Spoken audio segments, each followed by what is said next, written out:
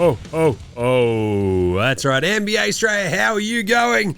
Hopefully not as hungover as your mate, Jim. That's right, this is NBA Straya's best and worst of the day for Tuesday, December 23. I am in the absolute thick of holiday tins, I'll tell you that much. There's been a lot of beers, a lot of hangs, a lot of chin wags. It's been very fun. I'm also very tired and very dusty. Good times, great memories. Hey, let's get into it. This is the best and worst of the NBA today, and we're going to set you up for a huge slate of games tomorrow. That's all we're here for. So, let's get into it with the daily. Oh, is it a whip around? Is it, Jim? Yes, it is. Not a giant amount of news today, really. I mean, we did our big Santa's wish list show, was that yesterday? That was a fun one. And then outside of that, really, you've kind of got Luka being ruled out. We talked about his calf contusion, leg contusion the other day. We hit on it very briefly in the NBA Supercoach show as well. But really, it's kind of essentially just, I don't know, the news that Luka's out. I think there was some reports out there about the NBA partnering up with FIBA when they are talking about their European, like NBA Europe, basically. Which is obviously going to be awesome for all the European clubs going, but FIBA, I thought you were on our side. And they're like, ha ha ha ha, we are FIBA, huh? Check this out. Go ask Andrew Bogut about how we operate, huh? Because that's just their accent, I'm pretty sure. Anyway, I think Rick Carlisle is also finishing up as the president of the Coaches Association as of the end of this calendar year, and then JB Bickerstaff is taking over from him. So, nice. All right, but that's it. That's all of the news. I mean, there's like a little bit of chatter about Darius Garland and Sacramento having a bit of interest, which is one of the funniest things in the world, because Sacramento had Tyrese Halliburton, De'Aaron Fox, Davion Mitchell, and have none of them now, which is just amazing work on their behalf. And they're like, how about we trade a bunch of stuff to get Darius Garland? It's like, all right, that'll be the most Kings thing ever. Right, how about some game wraps from today? Game wraps. We had the Hornets, as predicted, put up a big fight against Cleveland. And ultimately fall short, 132-139. This is what the Hornets will do. They'll be out of nowhere, have a crack. Not quite good enough to win that one, but still covered. Good job, Charlotte. I believe in you. LaMelo against Lonzo. With, I don't know, LaMelo playing pretty okay of late, to a degree. He went 8 of 16. He hit 6 threes today, right? 9 assists, 23 points. Not bad, good size. Up against his older brother, Lonzo, who had 6 points on 2 of 5 shooting. 7 assists, 1 turnover. Outside of that, we had the Pacers blow a huge 20-point lead and get overrun by the Celtics. A 29-13 fourth quarter will do that to you. 103-95. Jaylen Brown goes off his head. He's going to pop up again in a second. Pelicans, 5-game win streak. We also predicted this one. 119-113. They took care of Dallas despite AD being awesome. 35-17 for him. 135-112. Denver smashed Utah. It's a soft J for the Yaz. The Thunder took care of the Grizzlies, 119-103. No problems there, bro. Grizzlies started Jock Landale. They're just, still looking for warm bodies at this point. Warriors absolutely belted Orlando, mostly because after Draymond pissed off Steve Kerr enough that he didn't send him to the locker room. Draymond went off to have a cry in the locker room, having a big old sook, throws a tanty, runs off to the locker room. Mr. Kerr won't let me be me. Shut up, Draymond. Then they went on this massive run and absolutely straight killed the Magic. So he got straight killed. Seriously, I think it was like a 51-26 run and they smashed them. And then the Pistons took care of the Trailblazers in a fun late game. Blazers put up a bit of a fight in the fourth quarter, but it was a bit of all she wrote. Great win for the Pistons. I talked about this the other day, how they've barely played any West teams. That's a good win, 110-102. Jalen Duren dominated. Right, let's do an NBA Straya Approved Performer of the Night, shall we? Yes. That's not a knife. That's a knife. I mean, 35-17 for Anthony Davis, not enough. Steph Curry was pretty good, 26-6 for him, not bad. SJ, 31-10-8. Jokic had a 14-13-13 triple-double in like no time. Because Denver up like 25 points after the first quarter on poor Utah. It was crazy. How about Jaylen Brown, though? What an awesome comeback that was for Boston against this feisty Pacers team. 31-9-2, not bad. 11 of 25 shooting, 2 of 6 from deep. But just spurred that out of absolutely nowhere to a big win. And how about bench Zion? 24 points, 9 rebounds, 3 assists, 10 of 14 from the floor in only 25 minutes because he's coming off the bench. Now, hear me out. Are we not entirely sure that Zion likes coming off the bench because it means he gets to sit down for longer? I'm just saying. Spud of the night. Spud, Spud, Spud, Spud, Spud, Spud, Spud, Spud, Spud, Spud, Spud, Spud, it is Spud of the night. Oh, this one hurts my heart. 0 of 6 for Jalen Tyson, but the worst one today was the 0 of 8 by my sweet baby Carrots. Karis LeVert, he had 4 rebounds, 1 assist, 0 of 8 shooting in 18 minutes. And Detroit still won. That's how good they are. That's crazy bad. Yeah, not a great one. 4 of 14 for Duncan Robinson. 4 of 14 for Jeremiah. 0 fears. He's got 0 fears of taking a bad shot, I'll tell you. 2 of 8 for Shvee. What about Shvee? Mihailuk and Sam Hauser and Brandon Williams and Jaren Jackson Jr. 2 of 13 for Ryan Nemhard. Bit of a rough one for the Dallas rookie. Just need a couple of those to go in, don't you, Rhino? But yeah, bit of a rough one. And no one shot the magic number. What are you doing? I need a Christmas miracle at this point. Anyway, the obvious one today is the easiest one. Old mate, no mate. Old mate, no mate. Old mate, no mate. Old mate, no mate. Old mate, no mate. Who's got no mates today? That would be Draymond Green, because his coach is like, I am so sick of you, Draymond. Would you shut up? And Draymond's going, no one tells me to shut up. Threw his toys out of the cot, stormed off to the locker room in a huff. So, Draymond, are you a basketball player or are you losing an argument with your spouse? Are you a 3-year-old toddler who is just demanded to eat chocolate? So the baby squid print, chocolate. Can he have chocolate for breakfast? And you go, no. You're a 3-year-old little boy. You're not going to have chocolate for breakfast. Boom, crash, toddler tantrum on the floor, screaming, carrying on like a pork chop, runs off to his room crying. That's what Draymond did. Old mate, no mates. That's a bit of a self-pantsing as well. Yeah, we also had J-Dub go through absolutely everybody for a bit of a pantsing on, was it Christian Koloko and Triple J, which is pretty funny. And I think Duop got, but we're not going to talk about that. Better than Bronny James, Ben Simmons, and Lonzo Ball today. Lonzo was the best player in high school. He was the best player in college. You think he'll get to the pros and be like, I made it to the pros, now I can be average. He's coming for everybody. Coming for everybody. How about Cedric Coward? I really enjoy watching him play. When he gets going, it's pretty nice. He had a 16, 8, and 6. I did mention that Lonzo wasn't too bad. What did he have? I did say that, didn't I? It was like 6 points on... 6 points, 2 of 5 shooting, 2 of 4 from deep, 7 assists, not bad. Jalen Duren was better than that, 26 and 10, 2 assists, 2 blocks, a steal in 24 minutes. Woof.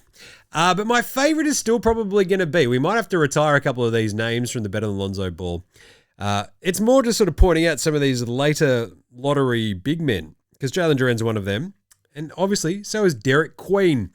He was unreal. 19 points, 11 rebounds, 6 assists, 2 steals and a block, 7 of 12 shooting in 34 minutes, and a massive win against Dallas. It's their 5th straight. They are rolling. I still wouldn't have traded an unprotected first next year for him, but still, it's nice that he's doing well, isn't it? How about the Australian Player Watch there, Jim? Come on. Okay, me. Jock Landale, I mentioned him. He got the start against OKC. They got whomped, but he had 11 and 10. Not bad. 11 points, 10 rebounds, 3 assists, 3 turnovers, 4 of 9 shooting, 2 of 4 from deep, 1 of 2 at the free throw line. Josh Greeny Green in loss to Cleveland. He had 20 minutes. He had 10 points. I love that for Greeny. 3 or 4 rather from downtown, 1 or 2 at the line. 1 rebound, 1 assist, 2 steals. He's back, baby. 1 turnover. And in that same game, Tyrese Proctor got out there for 2 minutes. Dose for 2 points.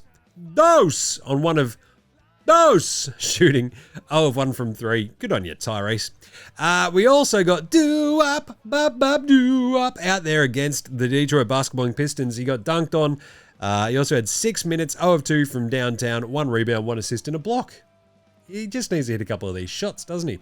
And of course, in that big Indy Boston game, our man Johnny Furphy played 23 minutes after his massive career high day the other day. Today, he only went 1 of 4, all of which were from downtown. So he had 3 points, but he also had 5 rebounds, 2 assists, and a steal. He was a +6 in a game they lost by 8. Johnny Tins Furphy. Oh, Johnny Beers. You're doing something right, son. I love that. All right, and finally, let's do it. We have a huge Australian Christmas Eve tomorrow. We have 28 teams in action. It's a huge day. I can't wait. So what we'll do on tomorrow's show, we'll do a very short show tomorrow where we're just probably going to look at some of the games that might have already finished. But I've got to get the dogs sorted tomorrow. I've got a bunch of other stuff. It's Christmas Eve. So I'll do like a little quick hitter preview for all the Boxing Day stuff. And that'll be probably the last thing that we do for NBA Straya, unless a big trade or something happens. So just remember that. So we're not going to wrap up all of those games tomorrow because it's 14 games. I don't want to be sitting here on Christmas Eve ignoring my children into the wee hours of the evening. So you can find all of our picks, and we'll keep doing our picks all the way through, even if we're not running a show. So you can go check it all out over at Dabble. You can use the link in our show description or in our social bios as well to take you there. Tomorrow we have, I think, everybody bar Boston and Golden State, I think, are in action tomorrow. So you got 28 games. It's crazy. It's pretty fun too. So some of them are crackers because they're sort of keeping a bunch of these matchups kind of local-ish, which is pretty smart, I reckon. And they sort of throw all of the teams playing because no one plays on American Christmas Eve, which is our Christmas Day. And then they have, the 5 games back to back on Christmas Day. And then that's our Boxing Day. So it's pretty cool. I like this little festival of basketball they have around Christmas. It's just really fun. So let's do it. We've got Washington at Charlotte tomorrow. The Hornets, after a loss to Cleveland today, they a bit ripe for the plucking here tomorrow by the Wizards? Maybe. I still think they're probably a little bit too good if they've got all their dudes. If LaMelo just suddenly sits this one out, we'd go Washington. But for the minute, we're going Charlotte -5.5. Brooklyn go to Philly.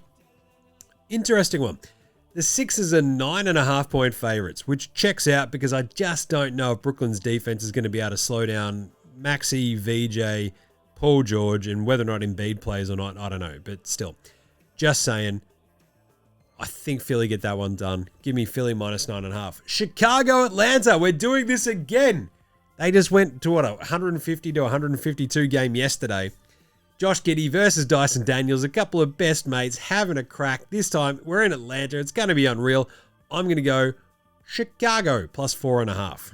It's going to be a fun one, I reckon. Yes, I do. I think Chicago, look, Atlanta love to play down to their opposition.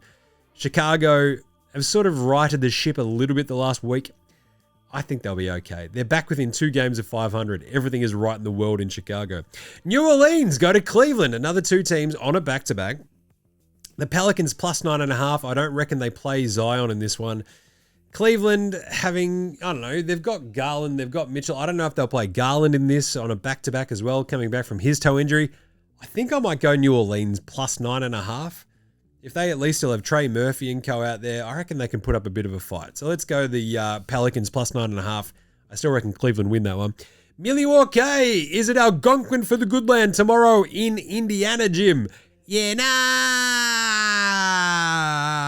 I reckon the Pacers might be a little bit too good still for the Bucks.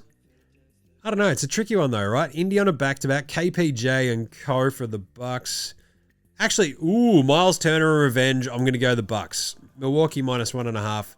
Let's go. Miles Turner doesn't seem like the world's angriest dude, but -1.5. Let's do it. Toronto at Miami. Fascinating game. The Raptors, I just don't know. Like the Heat are 5.5-point favorites at home. Like I think Toronto are a better team. just sort of depends here how long they've spent in Miami and how much they've partied. Just look for a bad Brandon Ingram game is all I'm saying, right? I still like Toronto plus 5.5 because I think if Miami win this, it'll be a close one. So we're going to go the Raptors. Denver at Dallas plus 7.5. The Nuggets absolutely obliterated Utah today. They then go from Denver down to Dallas. The Mavs also on a back-to-back. They probably won't play AD, I guess, in that back-to-back. So I'm probably still going to go Denver minus 7.5 because I don't think Jokic had to play much today. He just sort of got to hang out. Handy when you got a 25-point lead after the first quarter, right? Jokic played 29 minutes. Cam Johnson played 29. Jamal played 27. So I reckon they'll be fresh and good enough to kick the absolute living bejeebers out of Dallas. New York Knickerbockers of New York City go to Minnesota, Karl Anthony Towns revenge against his old squad. I actually like the Knicks. I don't know why they're 6.5-point underdogs to the point where that feels like it might be injury related. So let's have a look and see if there's anything on the Knicks injury report right now. Let's see. Because it's a bit of an odd one if they're 6.5-point underdogs. Brunson is out. OG's out. Deuce is out. Yeah, we might go the Wolves. See, that did look sus, didn't it? That's why you check these things.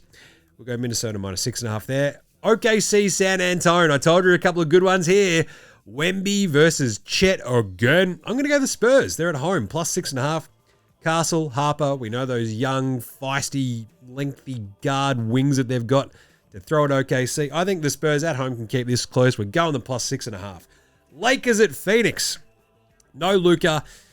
The Suns are pretty tough. They've got Booker back. The Lakers might get Austin Reeves back. I think I'll take the Lakers plus 5.5. I think Phoenix win another close one. I don't think Phoenix are that good, but they are a bit tough. I just don't know if I can trust them to win by more than 6. So I'm going to take the Lakers plus 5.5. Memphis, Utah. Two teams that also played today. The Jazz are 2.5-point underdogs at home. I think I'll actually take the Jazz. Memphis put up a little bit of a fight against OKC, but I mean, it sort of fizzled out once they were down 13 at the half. Jaren Jackson Jr., maybe Jar comes back for this. I still would prefer to go Utah plus 2.5. Portland host Orlando. Orlando got smacked around today. I'm going to take the Blazers in this one plus 1.5 as well. It's a really fun game. It just sucks that both teams are on a back-to-back. But you get that on the big jobs, I guess, when you have a day off the day after. So let's go the Blazers. Denny Utemuster should go whack. Detroit, Sacramento. The Pistons, really good today against Portland. Sacramento or Sacramento. 8.5-point underdogs at home. Can the Kings cover that? I think they might actually have a bit of a crack. Let's go the Kings. They were really good the other day. I was at the NBA store in Melbourne and just chatting, one of the dudes who works there. I'm just chatting about Maxi Reynaud. He's up there on the telly screen. I'm like, I don't think I've ever had another conversation with another living human being about Maxi Reynaud. This is awesome. I'm here with all of my people. That's what it was, right? I'm going to go the Kings plus 8.5. Keep it close, Sacramento, I believe. Houston Clippers, we round out the last of our Christmas Eve games tomorrow. Houston minus 6.5 in LA. The Chris Paul game with no Chris Paul on either team. The James Harden Bowl. That's what this is, isn't it? Because he's still on the Clippers at least. So we're going to go Houston minus 6.5. I think their defense is just too good for Harden and Kawhi. And they get them. So, yeah, you can find all those picks over at Dabble. We'll be doing all the picks all the way through the rest of the holidays, etc. So keep an eye out there for all of them if that's your thing. But there you go. That is the best and the worst of the NBA today from NBA Straya. Tune in to NBA Straya every day for all things NBA, of course. Make sure you subscribe across all the socials, all that sort of gear. We'll keep doing stuff throughout the holidays. I just won't be doing a show every day and disappearing. I might pop up here and then if anything goes big, obviously, but just so you know, a couple of weeks off after Chrissy bang. So love you guts. But we'll pop up again tomorrow for a big Boxing Day preview, and then that'll be it. So this is NBA Straya saying, have yourselves a great Christmas. I'll speak to you tomorrow. Look after yourselves, would you? And later, hosen.